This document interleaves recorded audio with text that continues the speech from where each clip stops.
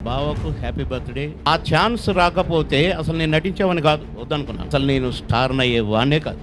పనికొస్తాడులే అని మా చెల్లెని ఇచ్చాను. నేను ఎన్నిసార్లు నవ్వాను ఆ కోతి ముఖం చూసి. అసలు నేను, నా కోటన్న, మా బావ అని మరొకసారి ఆ భగవంతుడు దీవించాలి. నిండు నూరేళ్ళు నా బావ, నా చెల్లి నిండు నూరేళ్ళుండి ఇంకా ఎందరికో ఆదర్శంగా మా బావ 70 వసంతాలు అడ్డం ఉండకూడదుగా బావకి. ఏం బావా, మా బావకు హ్యాపీ బర్త్డే. బావా, many many happy returns of the day. God bless you బా. మా జర్నీ వర్ణనాతీతమైన జర్నీ. అసలు నేను ఒక షూటింగ్కి వెళ్ళాను. బిగినింగ్లో నేను ఉద్యోగిగా వచ్చాను హైదరాబాదు. ఆ షూటింగ్లో పరిగెత్తమన్నారు, పరిగెత్తాను. అటు కదా ఇటు అన్నారు. What is this? నేను ఒక ఆఫీసర్ ఉద్యోగం చేసుకుంటూ ఈ సినిమాలో దేవదు, నో యాక్టింగ్ అని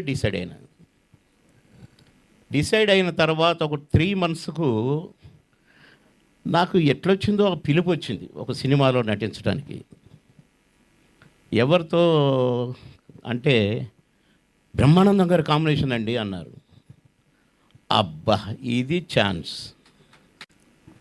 అనుకొని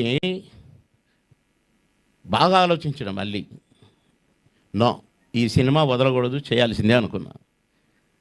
ఆ ఛాన్స్ రాకపోతే అసలు నేను నటించేవాడిని కాదు, వద్దనుకున్నాను. సరదాగా నాటకాలు వేసేది, స్టూడెంట్గా బయట నాటకాలు వేసేది, ఓకే అనుకున్నాను. కానీ ఆ సినిమాలో నేను నటించకపోతే అసలు నేను స్టార్ని అయ్యేవాడినే కాదు.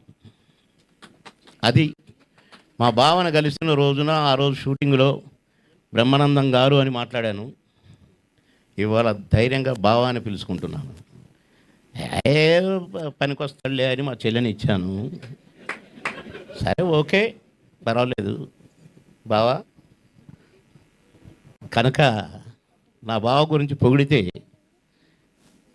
దిష్టి తగులుతుంది. మా బావ ఏంటో నాకు తెలుసు, మీకు తెలుసు. ఆకాశం అంత బావ మా బావ.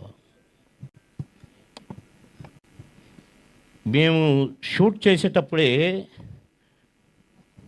నేను ఎన్నిసార్లు నవ్వాను ఆ కోతి ముఖం చూసి, ఆ ఎక్స్ప్రెషన్స్ చూసి.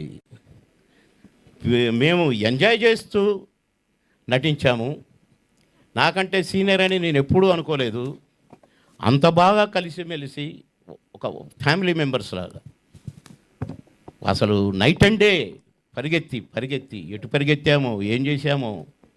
6 షిఫ్ట్లు పనిచేస్తూ మళ్ళీ మేము ముగ్గురం కలుసుకోగానే అసలు నేను, నా కోటన్న, మా బావ.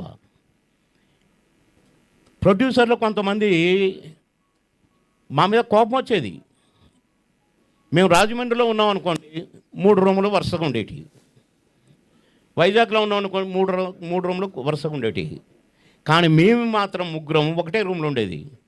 ప్రొడ్యూసర్ ఏమైనా మీరు ఒకే రూమ్లో ఉంటారు కదా, ఒకే రూమ్లో తింటారు, 3 రూములు ఎందుకు, 2 రూములు దండకు కదా అనేవాళ్ళు. అదే ఇది అనేది.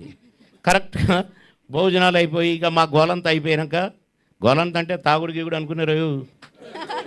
ఇక మా అల్లరి ఎంజాయ్ చేసి చాలేరా అని ఆయన అనేవాడు, ఏరే కోట అని ఈయన అనేవాడు.